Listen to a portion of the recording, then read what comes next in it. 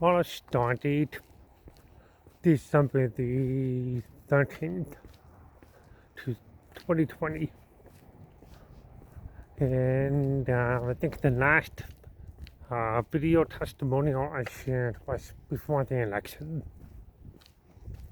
The election was about a month ago, November the 3rd to be exact, and probably just before my birthday, actually, at the end of October, maybe my last one. So a lot has happened since. In short, Biden is the president. There's no question about that now. Um, the way things materialized has been a bit of a joke, though. Um, Not the election itself, it was a pretty convincing win for Biden. He got about 80 million votes versus maybe 74 million for Trump. But the joke part of it is so many lawsuits were filed by the Trump administration, or the Trump party, so to speak. His people really filed like dozens and dozens and dozens and dozens of lawsuits challenging the legitimacy of the election. And not one single one of them, like none of them, went ahead. They were struck down by judges left, right, and center. Literally, those are the left, those are the right, those are the center, whatever. They struck them all down. And then finally, Texas, the state itself, put in a challenge, trying to, I'm just waiting for the cars to go by because I'm worried that they can't hear me. Anyway, so Texas put in a challenge, and they were followed by about 14 states or something saying this was an illegitimate election. However, the Supreme Court itself, the 9 top judges of the country, shot the whole fucking thing down. And now, I mean, it's pretty much set in stone. Biden's the president. That's the end of it. Now, great. I will tell you what was very interesting that happened to me. You know what? Actually, now that I think about it, I did do a video after that. I talked about how I felt this anger and relief at the same time.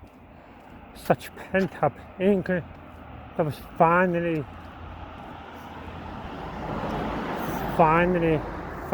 let go after 4 years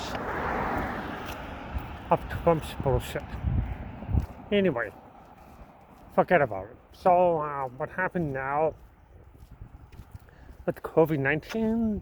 I thought it was happening with COVID-19. Right now at about maybe 280,000 American deaths. Getting close to 2 million worldwide, I think. Hang on, 1.5 million worldwide, something like that. And the numbers are just going through the roof. There are about 3,000 dead every day in the country. There are about 200 and 220,000 new cases per day. Just off the charts. And a lot of people say part of it is Thanksgiving. People started traveling anyway, even though they were told not to. And when people travel, you know, they spread it. So there's not much we can do about that. and not much we can do about that except hunker down for the ride. But what is interesting is we are now at the point where we're having a vaccine. Pfizer, the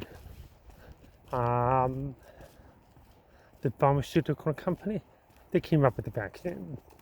Moderna came up with the vaccine. Or maybe quite a few other countries have come up with one. Pfizer, I think, are the most famous one. Now, really interesting to see how the world is responding to the rollout of the vaccine. Two big things. First, earlier in the week, in the UK, they had the very first official vaccination, the very first official COVID-19 vaccination worldwide, and this was worldwide news. Like the whole world was watching this in kind of cautious optimism and that kind of thing. And then the FDA, they just approved Pfizer, their vaccine earlier this week, or maybe just a few days ago. And now the vaccine, today or yesterday, there was a big story that came out about the vaccines being loaded into trucks. And trucks departing the Pfizer factory. I don't know where the factory is, but it's somewhere in the US. Like in Virginia or whatever, Illinois, wherever it is. And the trucks are departing the factory, about to drive to the destinations, many of which will arrive on Monday, tomorrow. And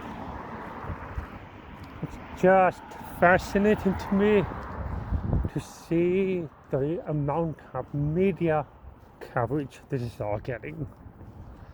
It's like a weird movie. At the beginning of COVID, the numbers go way through the roof.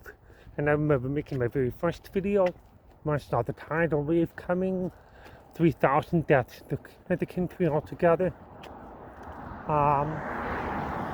Almost 100,000 cases. And I remember thinking that was a big deal. We're now like what, 17 million cases and almost 300,000 deaths. And just something just beggars belief. But anyway, regardless of that, just going through all that, going through the Black Lives Matter unrest in May, going through all the layoffs, lost jobs, going through the summertime, heading into the election season, mental health crisis, employers getting pressured to provide even more mental health services, and just a whole pile of shit going on. Just what a year. And to have that sort of ease into almost the beginning of the end of the pandemic, which is this vaccination. The vaccine going out, being rolled out, and they are predicting something like 100,000 or 100 million Americans being vaccinated by February, which is almost a third of the country. Cool, very exciting. A bit skeptical about it because, I mean, you produce a vaccine that quickly. How safe could it be, right? But then again, way safer to have that than to just let things keep going the way it is, because we cannot continue to live the way we are in lockdown and all these things. So tomorrow is the first day of the rollout of the vaccine in the United States, including in Massachusetts, which is where I am. And It's exciting, it's a little weird. And it's weirdly similar to the movie Contagion. Contagion, look it up, watch it. With Matt Damon, a bunch of other people. Really great movie. It's surprisingly just how close to reality it is. It's so close, just kind of a total panic. And then vaccination near the end of the movie and all these things. But anyway, I'm rambling. So I want to talk about the lockdown for another bit. What's happening is there's a lot of lockdowns, or at least stay-at-home advisories, and in some areas mandatory stay-at-home. And I know that's happening in California. Staying at home is almost mandatory now. Some European countries, absolutely mandatory. Mask. Oh yeah, I should be wearing a mask actually, but there's like no one on the streets here. It's really late at night, and I'm just walking back to the apartment. So I think it's okay just for a little bit. Anyway, so I was talking with two friends of mine a couple of weeks ago, and to my surprise, they fell on the side of not liking masks, not thinking the masks are very effective. And even going so far as to say that lockdowns cause more deaths than the virus itself. I'll say that again just in case you didn't hear me with all this traffic. So basically, lockdowns cause more deaths than the virus itself. And that to me just blew my mind. And basically, why would you think that? It's ridiculous. 300,000 dead in the US, 1.5 million dead in the world, and you're saying that we're locking down to prevent the spread, and by doing so, it causes more deaths. Well, if you take a step back and you look at the logic of it, their logic is more sedentary lifestyles, people not going out as much, not as healthy.